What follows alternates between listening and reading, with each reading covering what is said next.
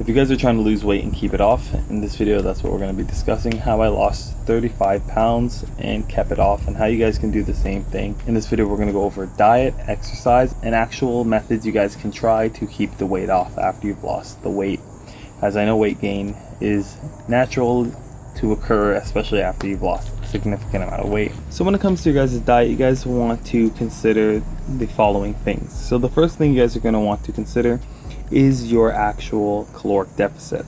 Now, caloric deficits are something that everyone knows about. You need to burn more calories than you're consuming. Very straightforward. I'm not going to try to get into all the details about that and macros and hormones. We're not going to be doing that here. I'm just going to give you the basics. So you need to be on a caloric deficit. I know you're probably like, I want to lose the weight quick, right? I want it off tomorrow. Like, I'm gonna go on like a 1500 caloric deficit, and you can do that and it does work, but it's not maintainable. So you guys probably actually want to do is do like a 500 calorie deficit, which is a less aggressive approach, and you'll probably lose about a pound per week. Now obviously this is going to take a while, but in 3 months you'll be down 12 pounds. That's pretty good if you ask me. So you need to be in some form of calorie deficit, whether you get that through eating less or exercising more. 500 calories or more is going to cause you to lose some weight. The next thing that I did was intermittent fasting. Now I'm not talking about, religiously, strictly sticking to an eating window. It was very simple. I wouldn't eat breakfast, I wouldn't eat lunch. When my wife came home, we'd eat dinner together. Some days I would fast, some days I wouldn't, but on average I'd wait till she came home before I ate something. If I felt gross in the morning or was having an off day, simply would just eat something. You guys just want to try to reduce the amount of insulin you're releasing throughout the day, yada yada yada. It's pretty straightforward. I just didn't eat breakfast and lunch and ate dinner.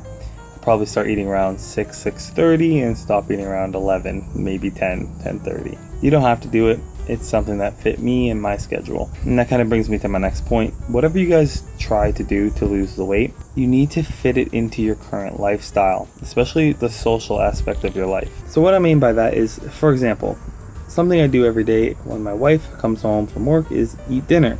We've been doing that for years. If I decide to put my fasting window during that time, chances of me sticking to that and not running into some issues is very low. So you want to actually adapt your diet to your current lifestyle. Prime example of this is maybe you have hockey, or after work on Fridays you guys go out to the bar for wings or some type of meal. This is something you've done for the last 2 years and you obviously enjoy it. That's why you keep going back. If you guys decide that you can't eat wings now, even though you've been going for wings for the last 2 years, it's going to cause problems, and you don't want to cause problems. You want your diet to be something that works for you and works with you and not against you. So yeah, when it comes to weight loss, you guys want to, sorry about that, I got a little distracted there, had to stop recording. But when it comes to weight loss and you're trying to implement your diet, you don't want it to be intervening with really important things like, holiday events like Thanksgiving, Christmas. These are just basic events that we usually tend to eat a lot more food than we usually do. And the reason for this is because you're going to be disliked and you're going to dislike yourself, and those are times where you're supposed to be able to enjoy yourself. Those 2-3 days, 4 or 5 days of the year isn't going to throw you off. Relax, okay? Like relax, seriously. Unless you're like a Olympian bodybuilder or whatever, just don't bother. Enjoy yourself on those 1 or 2 days or that month and call it quits. Doesn't mean you need to gorge and eat a whole cake and eat 3 pies and just overdo it. It's okay. Yeah, so enjoy those social events, enjoy those opportunities to have fun. Don't let food get in the way. That's stupid. You can still lose weight, you can still make room in your diet, but the whole point of those first 3 points is you need to be in a deficit. You need to be able to intermittent fast if you can, but incorporate it naturally, don't force it. The third point is don't allow your diet to become a roadblock in your social life. It's not a good idea. The fourth thing you need to understand when it comes to dieting is that you need to treat yourself as often as possible. And I'll kind of try to summarize this story as quick as possible. I had a professor and he was super lean and crazy great shape. And he looked at me and I asked him about diet or whatever after class, and he said, I eat a slice of chocolate cake every night before I go to bed. And he's like, well, not a slice of chocolate cake all the time, but something, whether it's a donut, a slice of cake, something delicious and high calorie, almost every night. I said, that's impossible. There's no way that you're staying in such good shape eating cake every night. Like, no, seriously, I eat a slice of cake every night. So I dismissed it or whatever, moved on with my life. And then I kind of thought about it a few years later when I started trying to lose weight again. And I found out I can get an ice cream cone for 200 calories. And I can technically lose, like at that body weight, I could eat almost 2,000 calories a day and lose weight. So 200 calories is 1/10 of my diet. So if I just take 1/10 of my diet so I can enjoy myself every day, things will be good. Sorry, I got paint all over me and painted my house yesterday, even on my fingers. So sorry about that. But yeah, so I figured out that it's storming out too. Anyways, I figured out that if I just took some of my calories and dedicated to enjoying myself, I'd have a better experience. So twice a week, I'd have pizza. I'd make sure that there was space for pizza. I love pizza. I eat pizza a lot, especially when I was gaining weight. So something I genuinely enjoy. And then I love ice cream. So ice cream, I'd have an ice cream cone every single night, pretty much religiously. I might have missed once or twice. Very, very helpful keeping my mental good. It's something I look forward to every day. Me and my wife would go get an ice cream cone, and I was losing weight. The scale was going down, so it was okay. So yeah, I think you need to figure out some type of form of snack. Of course, if you're a female, unfortunately, or like a really lightweight male, your calories burned per day is going to be lower, so you're going to have a harder time fitting something like that in. So for my wife, her thing was Greek yogurt, which is relatively healthy, and then a crap ton of fruit on top, which is borderline candy. So she really enjoys that. So you got to find something that you guys are going to be able to treat yourself with on a regular basis. And the final thing I want you guys to take away for diet is that you're going to make mistakes and your body weight's going to fluctuate. If you guys can understand this and accept this instead of being upset every time it happens, you guys will be way better off. So the first thing you need to understand is you're going to make mistakes. You're going to have bad days where you wake up and you eat, McDonald's breakfast with a coffee and a muffin on top of that, and your whole day's diet's pretty much gone out the window. You're not going to lose any calories unless you run 1,000 miles, right? Don't be discouraged. Those days happen. Don't have it repeat itself tomorrow and the day after and the day after. You're gonna have the chocolate bar in the cupboard taunt you and be like, "Hey man, you remember that? You remember me? I'm up here. Don't forget."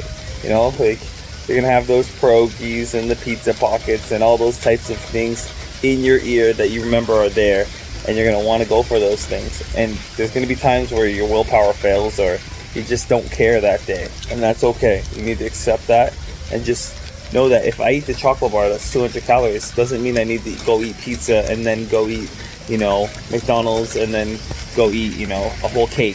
One mistake doesn't have to turn into another. One mistake doesn't have to turn into another. One failed day doesn't need to turn into another. Because what happens is you make one mistake and then 3 years later, you're in the same place you are because you ate a chocolate bar and thought that was it.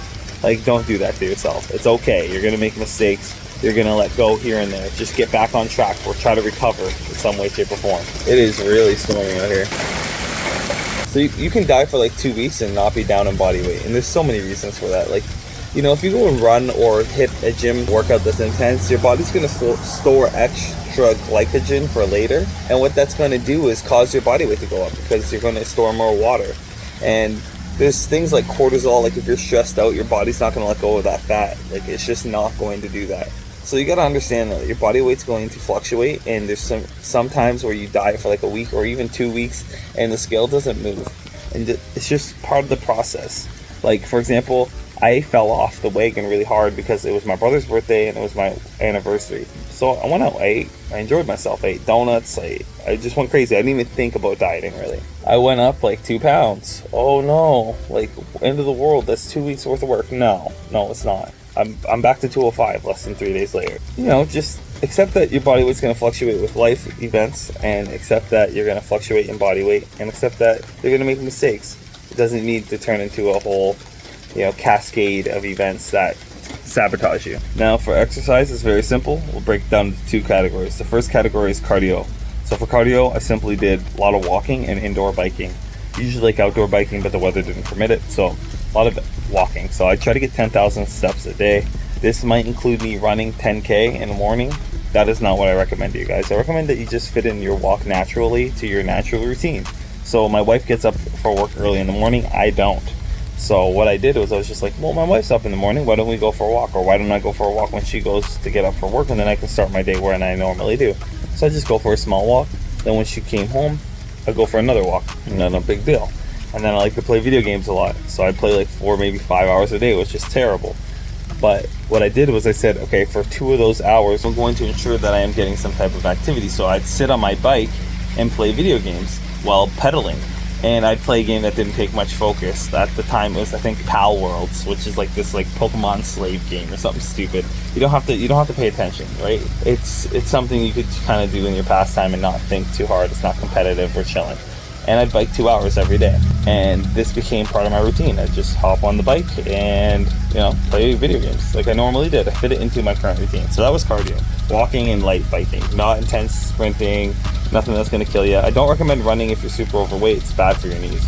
So try maybe a light walk or biking. And then there's resistance training. So for resistance training, when I'm on that, a lot of people tell you increase the volume, or they'll tell you stay on the same program. I don't recommend that. I feel like common sense will kind of tell you that's a bad idea. What I would do is I decrease my volume, because you can't hypertrophy and you're just going to tear up your muscles a lot more than you normally would, and you can't repair them because you don't have the protein and calories for them. So what I do is I decrease my volume so I don't get destroyed, and I increase my intensity so I can try my best to maintain my strength. And what this looked like was like maybe Monday I'd hit bench press squat 1 set, or 3 sets of 1, or 1 set of 3 depending on how I'm feeling. I try to go as heavy as possible. And then like Wednesday I'd hit deadlift and shoulder press, and then maybe again on Friday I'd hit bench press and some other row or something. But I'd hit it heavy in low reps. That's a muffler. Oof, guy's muffler just fell off. It's tough, brother. Okay, exhaust. Yeah, so that kind of concludes exercise. It's not complicated. I've been training for years, so it wasn't hard to adapt to, and it's actually easier because I'm doing less than I normally would be in the resistance department, at least. Now, keeping the weight off. Okay, never mind. Jeez, man. All right, so keeping the weight off. I have a theory behind this because of my, you know, constant fight to try to keep fat off. So acute equals acute and chronic equals chronic. Now, this isn't always the case with everything, but I'm talking about with weight loss. It seems to be the general consensus. So if you lose the weight fast, it's probably going to come back pretty fast and hard to keep off because you haven't adapted. You haven't given your body time to adjust to your new body weight. You haven't given yourself time to change your lifestyle. You're jumping to it way too fast. So it's much better to take it slow and let yourself change your lifestyle over time and let your body adapt to your new set point, essentially. So that's kind of my idea there, sharing that with you. Food for thought. So what the hell is that? Oh, it's me, LOL. So keeping it off is pretty simple. What you want to do is not completely stop. So what you're going to do is, instead of like just fasting maybe for breakfast and lunch, you might just fast for breakfast, and then you'll eat lunch and then eat dinner. And then instead of doing 10,000 steps a day, you might only need to do 7,500. You just cut back a little till you start hitting maintenance.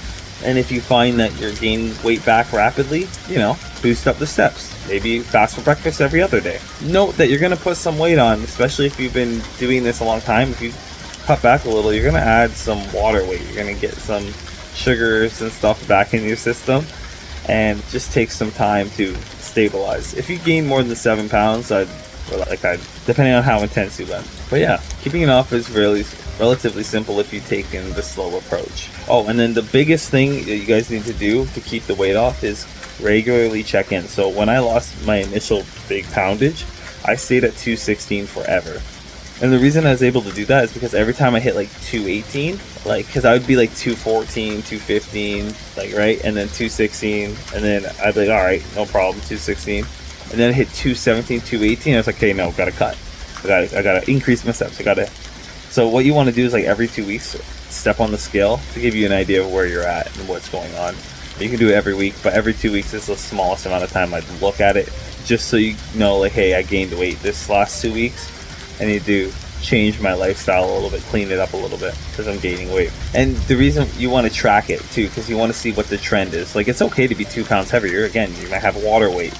You might have a little bit more stress that week. But, you know, just keep that in mind, that you want to be tracking it and not letting it get out of control when you're 10 pounds heavier than you needed to be, and you could have just, you know, burned off 2 pounds earlier on and not had that problem. I'll be completely honest with you guys, this is my 3rd time recording this video. I recorded it once in my car. I didn't like it. And then I recorded it once at my house. I loved it. No, this is my 4th time technically. I loved it, but the lighting was just terrible. Like, you couldn't even see me. And then I recorded yesterday, which you'll see part at the beginning, obviously me in the burgundy shirt there. I had to stop recording there, and now this is me recording it technically for the 4th time. So My ideas are a little bit sporadic and a little worn out. I might not be as excited to talk about them the first time, but these are the key points that I think you guys should take away. If you just listen to this and don't even watch this, you're going to take away some important things that a lot of people miss out on. So hopefully this will help you guys lose some weight and keep it off. You guys deserve to be in healthy shape, be in a good mental state. Last thing I want to kind of point out is if you're